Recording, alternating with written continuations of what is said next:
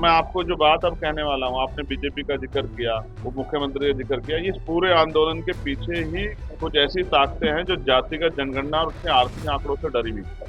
उन्होंने दिमाग लगाया कि इस एकता कैसे तोड़ा जाए, तो उनमें से कुछ लोगों को चिन्हित करके ये आरक्षण वाले मुद्दे पर आगे कर दिया। हमारे यहाँ तो सीधी बात हम ये कहते हैं कि देश की लोकशाही जो व्यवस्था है, उसमें किसी को भी अगर कोई बात से नाराजगी है तो आप पे अवसर आता है जिससे नाराजगी के खिलाफ वोट करो।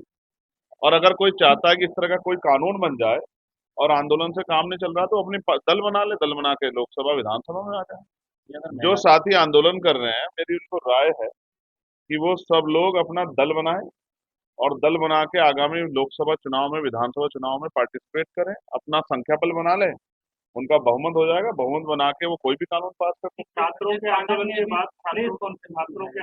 बाद जिन्होंने अब बीजेपी और आरएसएस जयललिता और जयंती के साथ सीधा संवाद करते हुए 14 से 25 वर्ष की युवा है। ये बहुत सेंसिटिव मामला है जो आप कह रहे हैं, युवा वाला वो भी है, लेकिन पहले इसकी गंभीरता को भी समझना पड़ेगा। आप ये समझिए, जो लोग आज विरोध कर रहे हैं उन्होंने कभी कुछ दिया नहीं। ये तो संवैधानिक व्यवस्था नहीं होती तो आप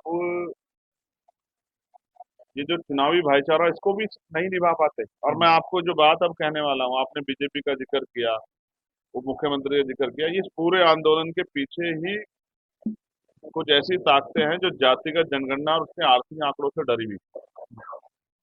जिनको लगता है कि जातिगत गणना अगर होगी, उसके आंकड़े जारी होंगे तो बहुत सारे लोगों के जो झूठे भ्रम फैलाए टूट जाएंगे।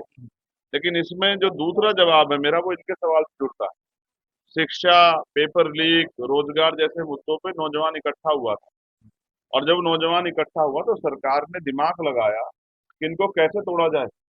नौकरियां सरकार दे नहीं रही है, अवसर दे नहीं रही है, और तमाम तरह की जो है आवश्यकता की पूर्ति नहीं कर रही है। अच्छे स्कूल नहीं है, अच्छे कॉलेज यूनिवर्सिटियां नहीं है, अच्छे सड़क नहीं है। मैं एतमादपुर गया था, गारा हो रहा है गोडे गोडे।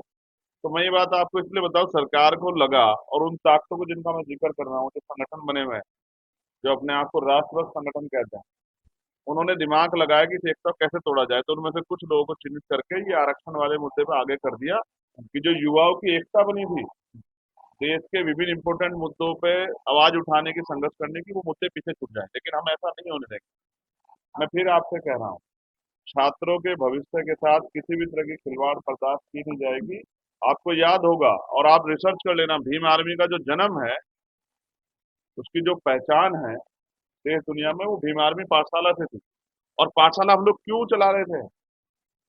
जब आप पाठशाला के बारे में जानेंगे तो ये भी जानेंगे क्यों चला रहे थे। क्योंकि सरकारी सिस्टम, सरकारी स्कूलों के हालात बहुत खराब हैं, जर्जर हैं, टीचर नहीं है, पर्याप्त टीचर नहीं है, बिल्डिंग अच्छी नहीं है, स्वास्थ्य सेवाएं नहीं है, सुविधाएं नहीं है, किताबें समय पे नहीं मिल रही है, शौचालय नहीं है, पेयजल पेयजल पदार्थ यानी कि पानी और वो आवश्यक सुविधाएं नहीं है, अच्छी शिक्षा नहीं मिल रही। इसलिए हमने पाठशालाएं चलाई कि हम अपने बच्चों को पढ़ा सकें, उनकी नींव मजबूत कर सकें।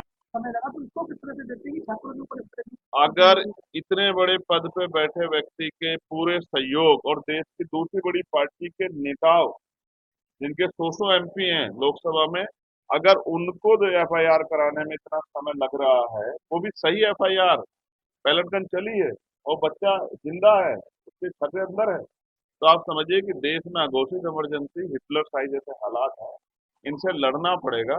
हम तो बहुत दिनों से लड़ रहे हैं, लेकिन जब हम संघर्ष करने जाते हैं तो बहुत सारे विपक्ष के लोग ही कहते हैं कि भाई ये तो ऐसे ही संघर्ष कर रहे हैं, सरकार ऐसे थोड़ा ही मानती है, झुकाना पड़ता, मुकाबला करना पड़ता है। महंगाई के बारे में बात करते हैं। Subscribe to One India and never miss an update. Download the One India app now.